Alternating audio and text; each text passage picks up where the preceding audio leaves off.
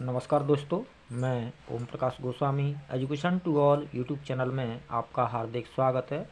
इस वीडियो में आप द्वितीय आवधिक परीक्षा यानी PT2 exam 2022-23 class 9th Hindi का पेपर देखेंगे, जो कि 40 मार्क्स का और 1 घंटा 30 मिनट का होता है। पेपर के खंड क में एक अपठित गद्यांश दिया गया है, जिस पर आधारित एक एक अंक के 5 MCQ टाइप प्रश्न पूछे गए हैं।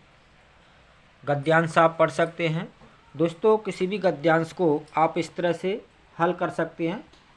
पहले गद्यांश को पढ़ें, उसके बाद गद्यांश पर आधारित जो प्रश्न पूछे गए हैं उन प्रश्नों को पढ़ें, और प्रश्नों को पढ़ने के बाद एक बार फिर से गद्यांश को ध्यानपूर्वक समझते हुए यदि पढ़ा जाएगा तो आप प्रश्नों के उत्तर अवश्य खोज पाएंगे। इस तरह से आप अपठित गद्यांश को हल कर सकते हैं।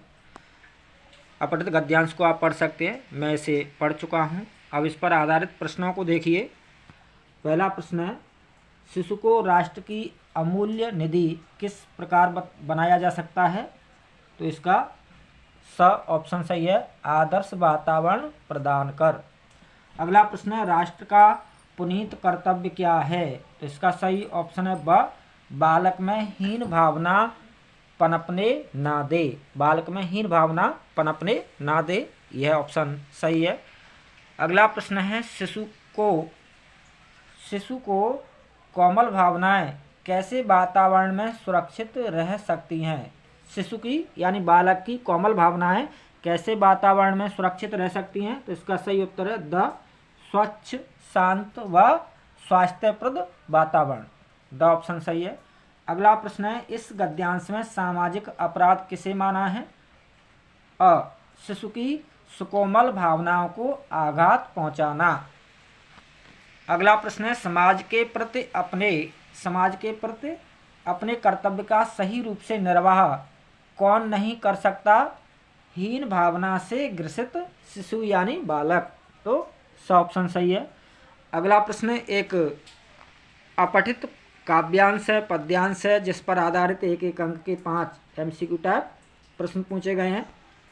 अपठित काव्यांश है, पूर्व चलने के बटोही बाट की पहचान कर ले, पुस्तकों में है नहीं छापी गई इसकी कहानी, हाल इसका ज्ञात होता है न औरों की जुबानी, अनगिनत राही गए इस राह से उनका पता क्या, घर गए कुछ लोग इस पर गए कुछ लोग इस पर छोड़ पैरों की निशानी, यह निशानी मुंह को होकर भी बहुत कुछ बोलती है, खोल इसका अर्थ पंथ का अनुमान कर ले, पूर्व चलने के बटोही बाट की पहचान कर ले।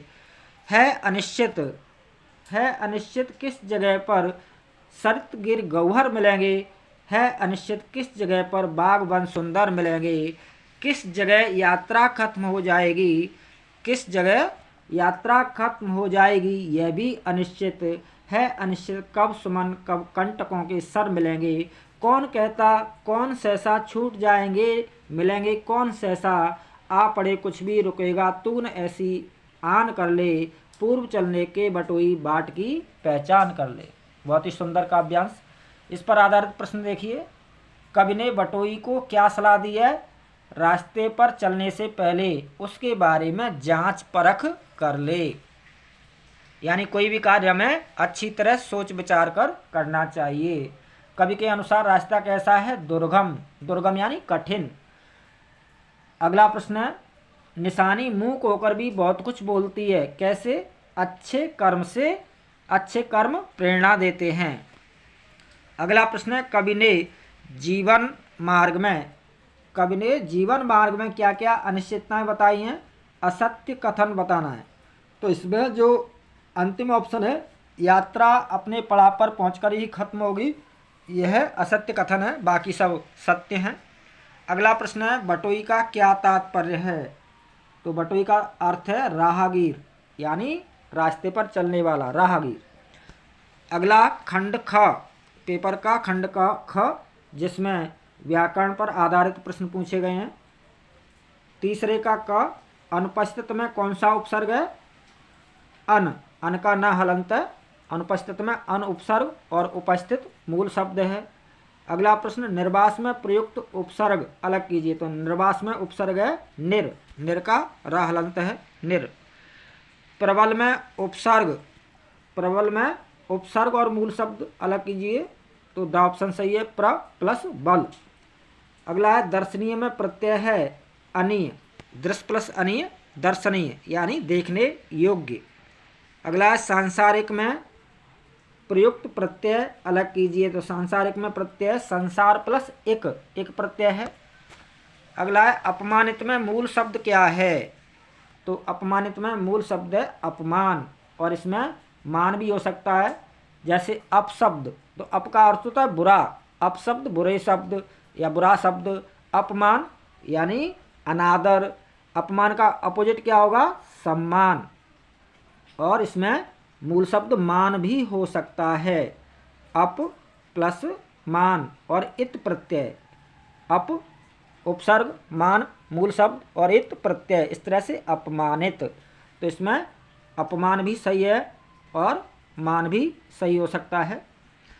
अगला प्रश्न है 5वें का क, जिस समास में उत्तर पद प्रधान होने, उत्तर पद प्रधान होने के साथ ही, उत्तर पद प्रधान होने के साथ ही पूर्व पद तथा उत्तर पद में विशेषण विशेष्य का संबंध भी होता है, उसे कौन सा समास कहते हैं। तो इसका सही उत्तर है कर्मधारय समास। अगला है, समास का शाब्दिक अर्थ होता है संक्षेप। अगला है, आजन्म, आजन्म में कौन सा समास है, अव्ययीभाव समास। आजन्म यानी जन्म तक, इसमें द्वंद्व समास का उदाहरण है रुपया पैसा। अगला है, लंबोदर में कौन सा समास है, बहुब्री समास। चौराहा में कौन सा समास है, द्विगु समास। अगला प्रश्न, खंड ग, जिसमें आपकी क्षितिज पाठ्य पुस्तक से आधारित प्रश्न पूछे गए हैं। 2-2 अंक के 4 प्रश्न हैं, 8 अंक के।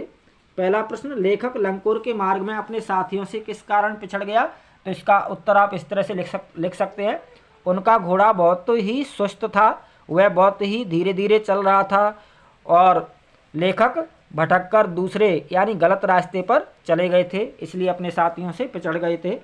अगला प्रश्न, किस घटना ने सालिम अली के जीवन की दिशा को बदल दिया और उन्हें पक्षी प्रेमी बना दिया। तो इसका उत्तर आप इस तरह से लिख सकते हैं, जब उनकी एयरगन से एक गौरैया घायल होकर गिर पड़ी थी, उसके बाद गौरैया की देखभाल करना, सुरक्षा और उसकी खोजबीन में जुट गए सालिम अली, और एयरगन की जगह उन्होंने दूरबीन थाम ली अपने हाथों में। इस घटना ने उनको पक्षी प्रेमी बना दिया। अगला प्रश्न, सालिम अली ने पूर्व प्रधानमंत्री के सामने पर्यावरण से संबंधित किन संभावित खतरों का चित्र खींचा होगा कि जिससे उनकी आंखें नम हो गई थीं। तो इसका उत्तर आप इस तरह से लिख सकते हैं, रेगिस्तानी हवा के गर्म झोंकों और उसके दुष्प्रभावों का उल्लेख किया। यदि इस हवा से केरल की साइलेंट वैली को न बचाया गया तो उसके नष्ट होने का खतरा उत्पन्न हो जाएगा। प्रकृति के प्रति ऐसा प्रेम और चिंता देख उनकी आंखें नम हो गई थी। अगला प्रश्न है, कबीर के अनुसार मनुष्य ईश्वर को कहाँ ढूंढता फिरता है। तो कबीर जी के अनुसार मनुष्य ईश्वर को मंदिर, मस्जिद, काबा, कैलाश, कर्मकांड, तीर्थों इत्यादि में ढूंढता फिरता है, खोजता फिरता है। अगला प्रश्न है, रसखान जी का ब्रज